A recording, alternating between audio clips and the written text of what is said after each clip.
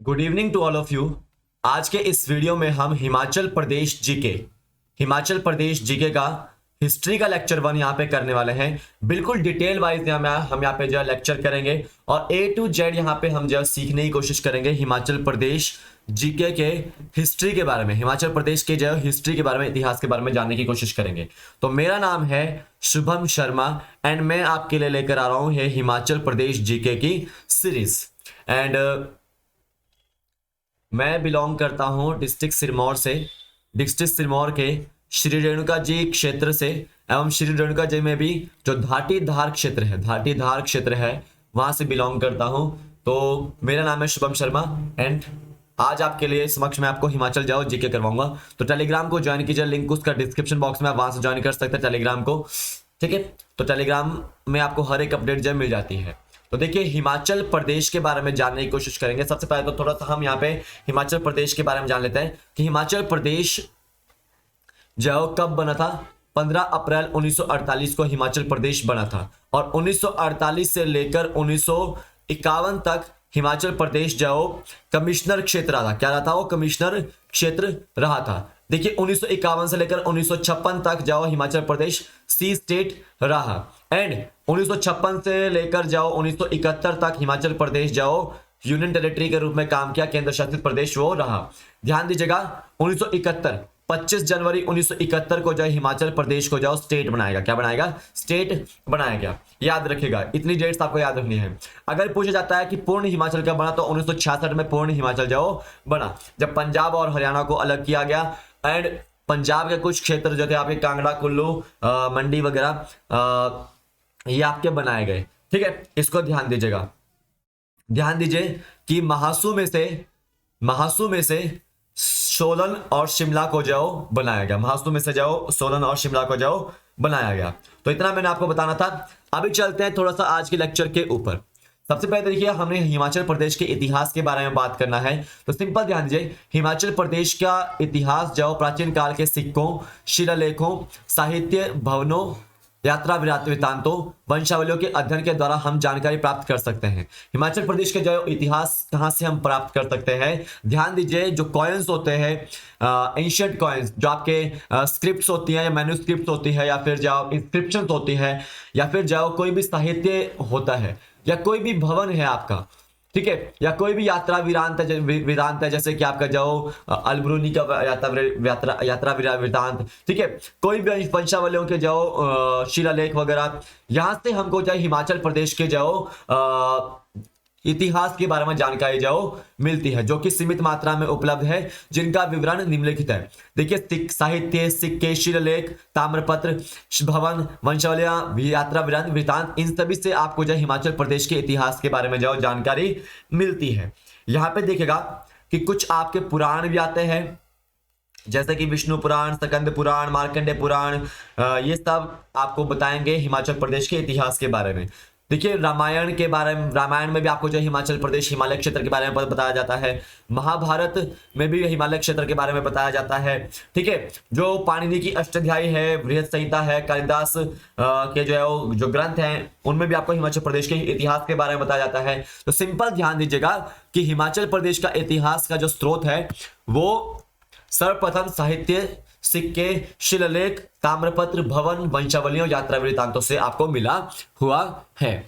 अब यहां देखिएगा, यहां के निवासियों का उल्लेख विष्णु पुराण, मार्कंडेय पुराण, स्कंद पुराण द्वारा मिलता है। देखिए विष्णु पुराण विष्णु जी से रिलेटेड है, मार्कंडेय पुराण मार्कंडेय से रिलेटेड है, और स्कंद पुराण में आपको याद रखना है कि यहां से आपको हिमाचल प्रदेश के निवासियों का जो विवरण जो मिलता है। ठीक है, यहां देखिए यहाँ पे हिमाचल में मूल जनजातियों के बारे में हमें रामायण, महाभारत और ऋग्वेद से मिलता है। हिमाचल प्रदेश की जो मूल जनजातियों के बारे में आपको कहां से मिलता है?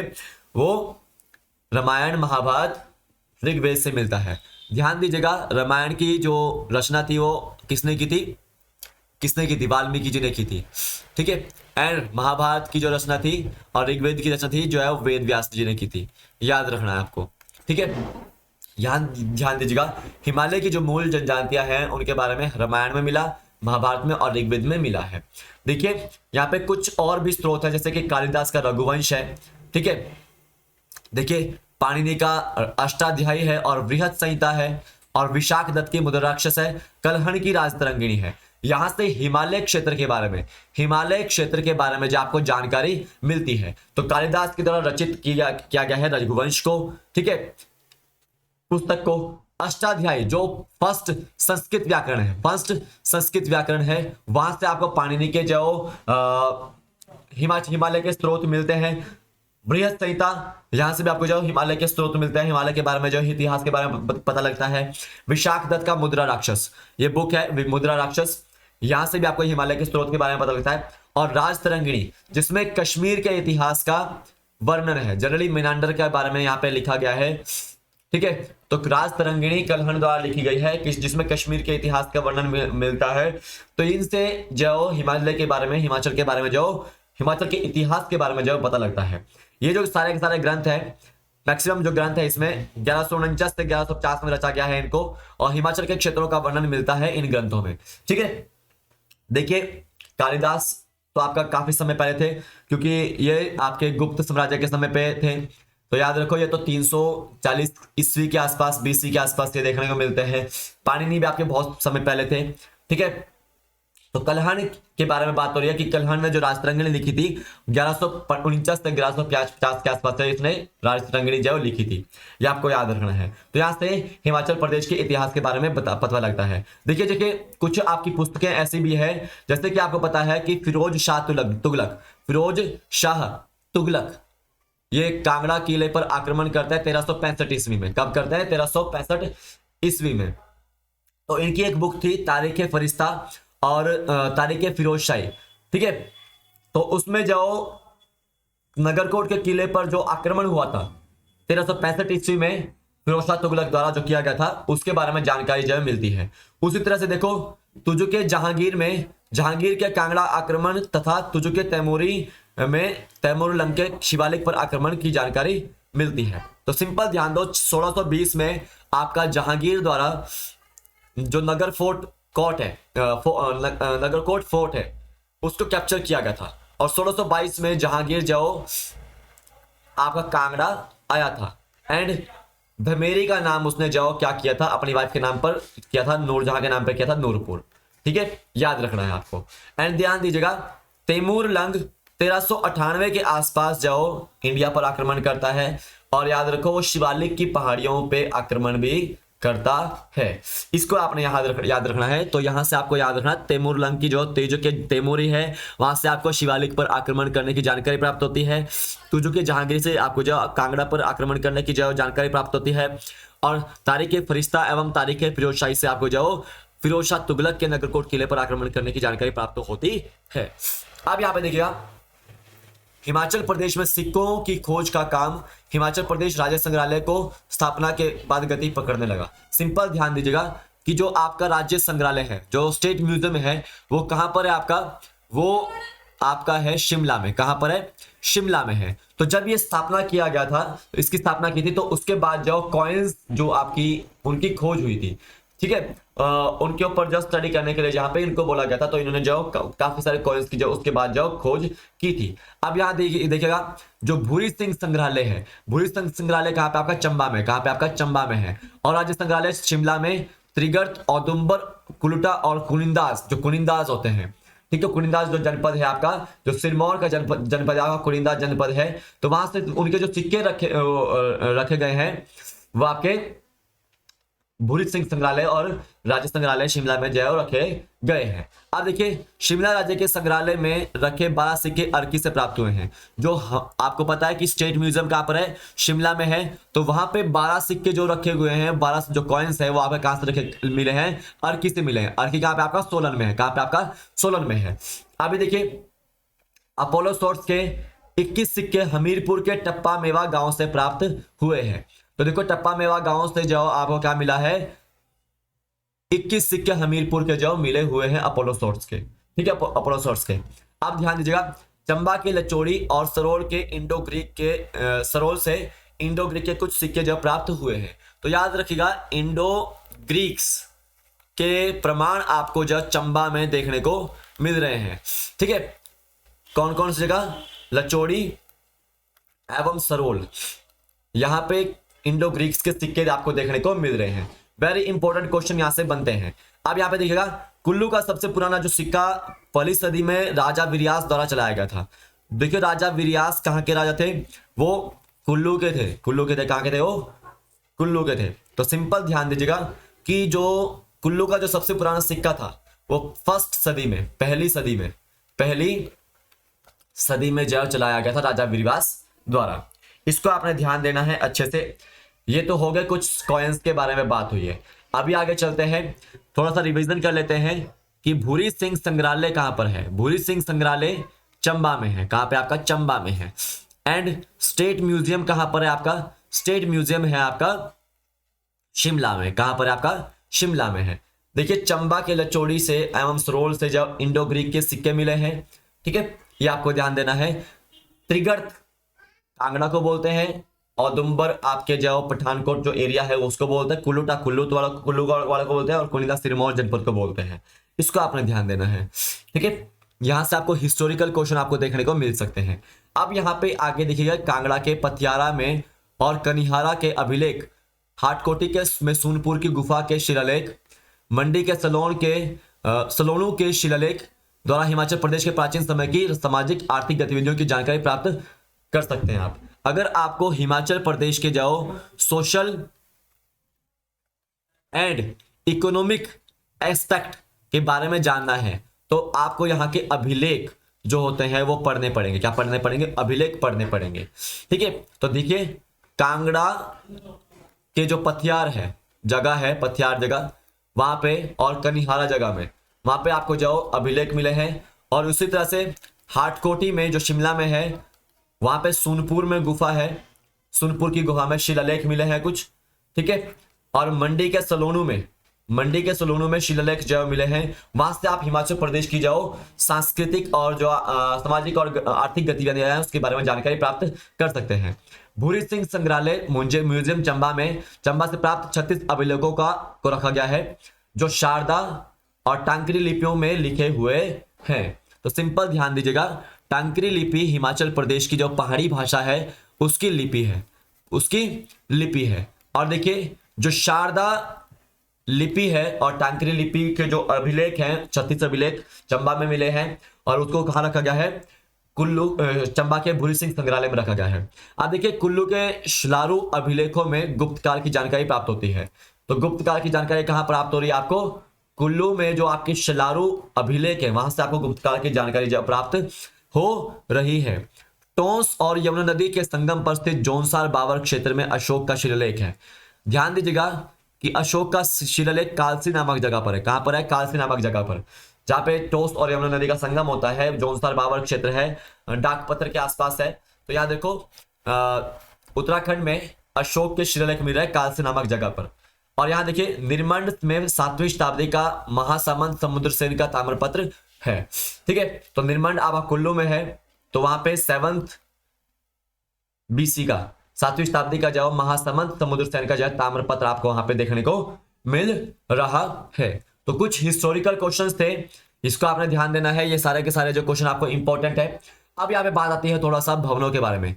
हिमाचल प्रदेश के भवनों में मुख्य भवन जहां से हमारे इतिहास के कुछ साक्ष्य मिलते हैं वे भवन इस प्रकार हैं। सबसे पहले तो ध्यान दीजिएगा कि हिमाचल प्रदेश में जो भवन निर्माण जो शैली है वो काष्ठकोणी शैली है। देखिए हमारी ये पुरानी शैली है भवन निर्माण करने की। ध्यान दीजिएगा काष्ठकोणी शैली से आपको जो काफी सारे जो इतिहास के साक्ष्य मिलते हैं। उसी तरह से भवनों को अगर देखा जाए तो वहां पे भी जो हमको काफी सारे इतिहास के साक्ष्य मिलते हैं, जैसे कि कांगड़ा किला, भरमौर के मंदिर, सिरमौरी ताल का भग्नावेश जगह मंदिर है, कामरू नगर और ताबो की के बौद्ध विहार के भवन। यहां से आपको जाओ इन भवनों से कुछ इतिहास के बारे में जानकारियां जब मिलती है। भवनों की जो दीवारें होती है उस पर जाओ कुछ ना कुछ जानकारियां जाओ लिखी हुई होती हैं, ठीक है, उत्कीर्ण होती है। तो वहां से आप उसको पढ़कर जब जानकारी जुटा सकते हो सकता है कि वो जानकारी जो आपकी किसी और भाषा में हो, लेकिन मैक्सिमम जो लिपियां हैं वो पढ़ी जा चुकी हैं। कुछ ब्राह्मी लिपि जो अभी तक जो बहुत कम चांसेस है कि पढ़ी जाती है। सिंपल ध्यान दो, जेम्स प्रिंसेप ने आपकी ब्राह्मी लिपि को जो पढ़ा था 1837 के आसपास, ठीक है। ब्राह्मी लिपि को जो है स्टडी करने की कोशिश की थी, ठीक है। इन सभी से भी प्राचीन इतिहास का जो जानकारी मिलती है। तो यहाँ से देखो भवनों के ऊपर जो उत्कीर्ण होती है चीजें, वहां से भी आपको जो जानकारी जो प्राप्त होती है, ठीक है। कामरू नगर, ताबो आपका और की लाहौल स्पीति में है, ये बौद्ध मठ है, याद रखना है आपको। आप ध्यान दीजिएगा, वंशावलियों की तरफ सर्वप्रथम मूरकास्ट ने काम किया, ठीक है। सिंपल ध्यान दीजिएगा, वंशावलियों के ऊपर मूरक्राफ्ट यहाँ पे लिखेगा, मूरक्राफ्ट है, मूरक्राफ्ट ने जो है यहाँ पे काम किया और कांगड़ा के राजाओं की खोज में सहायता की, ठीक है। ध्यान दीजिएगा कि सर्वप्रथम जो वंशावलियों की तरफ जो किसका ध्यान गया, मूरक्राफ्ट का जो ध्यान गया, किसका ध्यान गया, मूरक्राफ्ट का जो यहाँ पे ध्यान गया, ठीक है। यहाँ पे याद रखना है, कांगड़ा के राजाओं की वंशावलियों को खोजने में सहायता भी जब मूरक्राफ्ट ने की थी। देखो यहाँ पे कैप्टन हारकोट ने कुल्लू की वंशावली प्राप्त की, कैप्टन हारकोट ने जो कुल्लू की वंशावली को जो प्राप्त किया यहाँ पे। बाद में कनिंघम ने कांगड़ा, चंबा, मंडी, सुकेत और नूरपुर राजघरानों की वंशावलियां खोजी। सिंपल ध्यान दीजिएगा, मूरक्राफ्ट ने जो कहाँ की खोजी, कांगड़ा की, ठीक है। और हारकोट ने कहाँ की खोजी, कुल्लू की। बाकी जो आपको याद रखना है, कनिंघम, जब कनिंघम आए थे तो वहां पे जो कुछ कांगड़ा की जो खोजी, ठीक है। फिर आपकी चंबा भी इसने खोजी, फिर मंडी की खोजी, फिर आपकी सुकेत की, फिर आपकी नूरपुर की, किसकी, नूरपुर की। इसको ध्यान दीजिएगा, यहाँ पे आपको क्वेश्चन बन जाता है, ठीक है। मूरक्राफ्ट, कैप्टन हारकोट और कनिंघम से रिलेटेड। अब यहाँ देखिएगा, हिमाचल प्रदेश का जो सबसे पुरातन विवरण टोलेमी ने किया है, जिसमें कुलिंदों का वर्णन मिलता है। तो देखो टोलेमी ने मैक्सिमम जो है ज्योग्राफी की रचना की थी, ठीक है। यहाँ पे ध्यान दीजिएगा, जो सबसे पुराना जो पुरातन विवरण है टोलेमी ने किया था, जहां पे जो कुलिंदों की जानकारी जो मिलती है। देखो चीनी यात्री हेवन सांग 630 ईस्वी में, चीनी यात्री हेवन सांग 630 ईस्वी से 640 ईस्वी में हर्षवर्धन के समय पे जो भारत आया था, और इस दौरान वो कुल्लू और त्रिगर्त में भी आया था, कुल्लू और त्रिगर्त भी आपका आया था। थॉमस कोरियाट और विलियम फिच ने जहांगीर के समय हिमाचल की यात्रा करी, ठीक है। इसको याद रखना है। तो विलियम फिंच और थॉमस कोरियाट किसके समय पे आए थे, जहांगीर के समय पे आए थे। चीनी यात्री हेवन सांग किसके समय पे आया था, हर्षवर्धन के समय पे आया था 630 ईस्वी में। अब देखिए, फॉस्टर ने 1783, विलियम मोरक्राफ्ट ने 1820 से 1822, मेजर आर्चर ने 1829 के यात्रा वृत्तांतों में हिमाचल के बारे में लिखा है। उसी के साथ याद रखना है, इसके अलावा अलबरूनी, यहाँ पे लिखेगा अलबरूनी 1030 से महमूद गजनवी के साथ इस क्षेत्र का वर्णन किया है। महमूद गजनवी 1009 ईस्वी में आपका कांगड़ा पर आक्रमण करता है, जनरली ब्रजेश्वरी टेम्पल के ऊपर, ठीक है। और वहां पे काफी लूटपाट करता है, याद रखना है। और इसी के साथ जो अलबरूनी जो भारत आया था, याद रखिएगा, ठीक है। 1030 ईस्वी में इस क्षेत्र का वर्णन किया किसने, अलबरूनी ने। सबसे पहले देखो कौन आया, हेवन सांग आया। कौन आया, हेवन सांग 630 से 640 एडी के बाद आसपास। फिर आया आपका अलबरूनी 1030 ईस्वी में, ठीक है। फिर आपको याद रखना जहांगीर के समय पे 1622 के आसपास, 1607 से 1622 के बीच में आपका जाओ थॉमस कोरियाट एवं विलियम फिंच आए। कौन आए, विलियम फिंच आए। एंड याद रखिएगा, फॉस्टर आपके कब आए थे, 1783 में आए थे। मूरक्राफ्ट आपके 1820 से 1822 के बीच में आए। और देखो आर्चर आवे कब आए, 1829 में आए। कब आए, 29 में आए। इसको आपने डेट वाइज याद रखना है, एचएस वगैरह में पूछ लेते हैं कल एक बार, अकॉर्डिंग टू सीक्वेंस लगाइए, तो आपको यहाँ पे ध्यान देना है। अब आगे चलते हैं, कुछ महत्वपूर्ण जानकारी यहाँ पे जुटाते हैं। हिमाचल के पटियार कुनिहार के में पत्थर के शिलालेख मिले हैं। कहाँ पे, कुनिहार में जो पत्थर के शिलालेख मिले हैं, इसको याद रखना है। अब देखिए, आदुम्बरों के सिक्के पर त्रिशूल और बैल के चित्र अंकित मिले हैं। आदुम्बरों के सिक्के पर किसके चित्र अंकित है, त्रिशूल और बैल के चित्र अंकित है। वेरी इंपॉर्टेंट क्वेश्चन यहाँ पे बन जाता है एक मार्क्स में। अब देखिए, कुमायूं के चंदेश्वर, सोमेश्वर और 36 की चट्टानों से ऐसी मूर्तियां मिली हैं जिनसे यह सिद्ध होता है कि आदिवासी कोल जाति के लोग हिमाचल में बस गए थे। तो सिंपल ध्यान दो, सबसे पहले जो जाति थी हिमाचल प्रदेश में आने वाली वो कोल जाति थी। कौन थी? कोल जाति थी, जो ये हिमाचल में बस गई थी। ठीक है, ताबो गांव से वर्षों पुरानी मम्मी 1967 में खोजी गई है। तो देखो 1967 में जाओ, ताबो जो हिमाचल प्रदेश के लाहौल स्पीति में है, जो लाहौल स्पीति के बौद्ध विहार बोलते जिसको, तो वहां पे वर्षों पुरानी जो मम्मी है, ठीक है, वो 1967 में जो खोजी गई थी।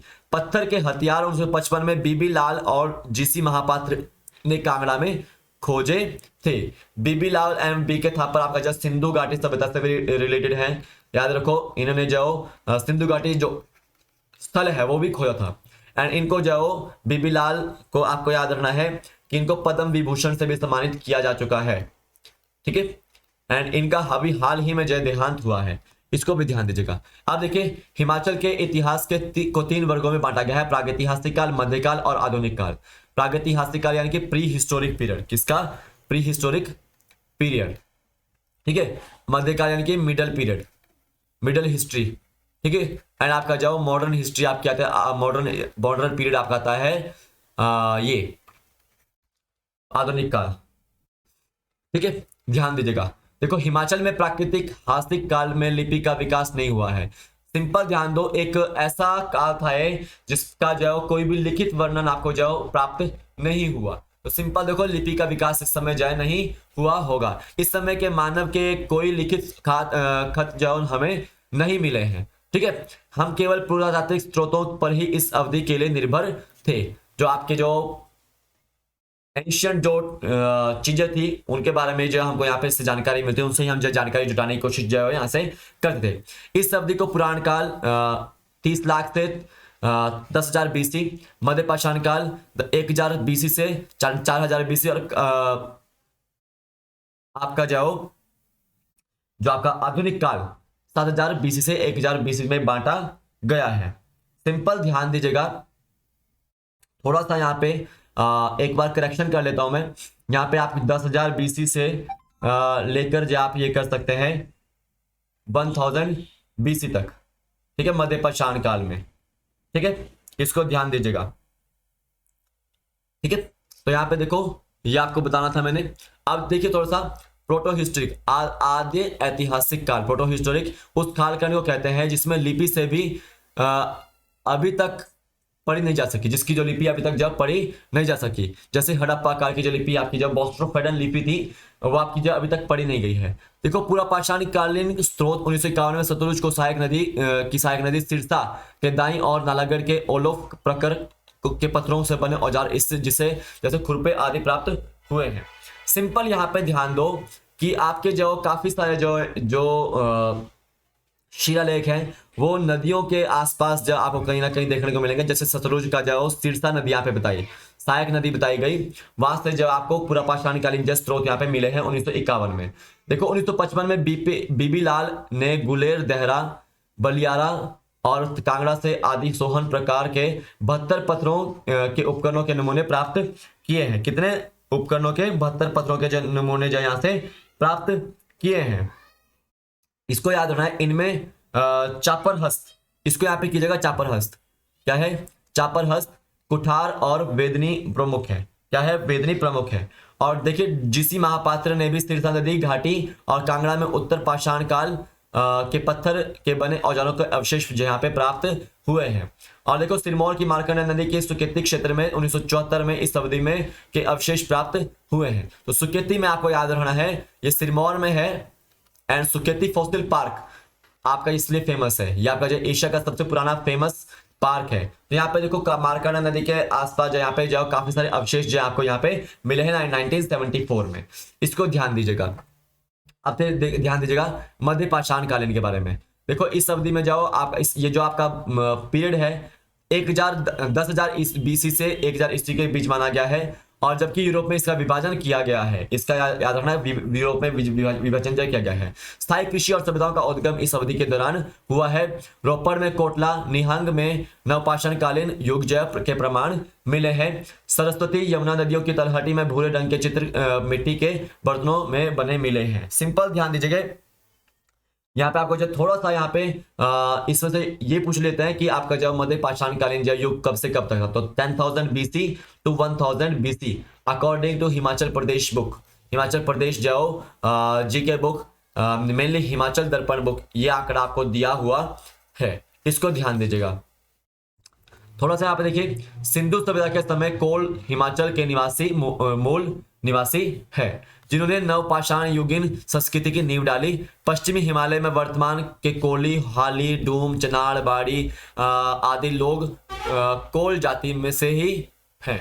देखो, कोल जाति का हिमाचल प्रदेश में बसने का पता कुमाऊं को चंदेश्वर घाटी के चट्टानों से मिलता है। ठीक है, कुमाऊं के चंदेश्वर घाटी है, वहां से आपको जो कोल जाति का जो है हिमाचल प्रदेश में बसने का जो पता लगता है, इसको ध्यान दीजिएगा। तो पहली जाति कौन सी थी आपकी, वो कोल थी। आप देखिए यहाँ पे किरात, मंगोल, कोल जाति के बाद यहां आने वाली दूसरी जाति है। तो किरात जो आपकी दूसरी जाति है हिमाचल प्रदेश में बसने वाली। ऋषि वशिष्ठ ने इन्हें शिशन देव यानी कि लिंग देवता की पूजा करने वाले, लिंग देवता की पूजा करने वाले जाओ कहा है। तो देखो, लिंग देवता की पूजन करने वाले किनको कहा है, किरातों को। किनको कहा है, किरातों को, मंगोल जिनको बोल सकते हैं। अब देखो, महाभारत में किरातों को हिमालय के निवासी बताया गया है। तो देखो, महाभारत के अनुसार जो किरात जो हिमालय के निवासी हैं। कहाँ के निवासी हैं, हिमालय के निवासी हैं। अब देखो, वन पर्व महाभारत के अध्याय 140 में इनके निवास का वर्णन मिलता है। तो देखो, महाभारत का जो 140 अध्याय है, ठीक है, उसमें जाओ ध्यान दीजिएगा, इनके निवास, किरातों के निवास का जो वर्णन मिला है। किरातों को पहाड़ी तलहटी से ऊंचे पर्वतों की तरफ भगाने वाले थे। ठीक है, सिंपल ध्यान दीजिएगा कि किरातों को पहाड़ी तलहटी से ऊंचे पर्वतों की तरफ भगाने वाले खश थे। कौन थे, खश थे। कौन थे, खश। याद रखो, मनु ने भी किरातों का वर्णन किया है। कालिदास के रघुवंश में किन्नरों का उल्लेख मिलता है। तो मनु स्मृति में मैक्सिमम आपको जो किरात के बारे में देखने को मिल सकता है, और जो रघुवंश है, रघुवंश में आपको जो कालिदास के किन्नरों के बारे में, किसके बारे में, किन्नरों के बारे में आपको जो है देखने को मिलता है। अब देखिए, नाग इस जाति के लोग हिमाचल प्रदेश की पहाड़ियों में हर जगह बसते थे। तो देखो, हिमाचल प्रदेश की जो पहाड़ियों में नाग जाति के लोग भी जो बसते थे। मंडी के पंचवक्त्र शिव मंदिर में नागों का 10 फुट की मूर्तियां देखने को मिलती है। तो देखो, पंचवक्र मंदिर आपका क्या है, शिव मंदिर मंडी में है। कहाँ पे, आपका मंडी में है, इसको ध्यान दीजिएगा। और हड़प्पा सभ्यता की मोहरों में नाग देवता को दिखाया गया है। कहाँ की मोहरों में, नाग देवता को दिखाया गया है, हड़प्पा सभ्यता की मोहरों में। देखो, महाभारत में अर्जुन ने नाग राजा वासुकी के उलूपी नामक नाग कन्या से गंधर्व विवाह किया था। सिंपल ध्यान दो कि अर्जुन ने नाग राजा वासुकी की उलूपी नामक नाग कन्या से विवाह जो किया था। यहाँ पे आपको एक नई जानकारी मिल रही है कि अर्जुन का विवाह उलूपी से भी जो हुआ था, जो कि एक नाग कन्या थी। अब देखिए, वासुकी नाग की पूजा चंबा, कुल्लू आदि में की जाती है। और याद रखो, तक्षक नाग जिसने राजा परीक्षित को डसा था लास्ट टाइम, एंड जैसे ही राजा परीक्षित की डेथ हुई थी, तो उसके बाद जो त्रेता युग जो से कलयुग में जो चेंज हो गया था, सॉरी, द्वापर युग से कलयुग में चेंज हो गया था। ठीक है, तो तक्षक नाग ने हिमालय में नाग राज्य स्थापित किया था। तो याद रखो, हिमालय में नाग राज्य स्थापित करने वाला कौन था, तक्षक नाग। कौन था, तक्षक नाग, इसको ध्यान दीजिएगा। सो ये थी आज आपकी जो हिमाचल के बारे में कुछ जानकारियां। कोई भी अगर गलती हो गई हो तो प्लीज माफ करना। Thanks for watching this video. Please like, share and subscribe the channel and join Telegram for latest updates. The link of Telegram is in description box. So thank you and have a nice day.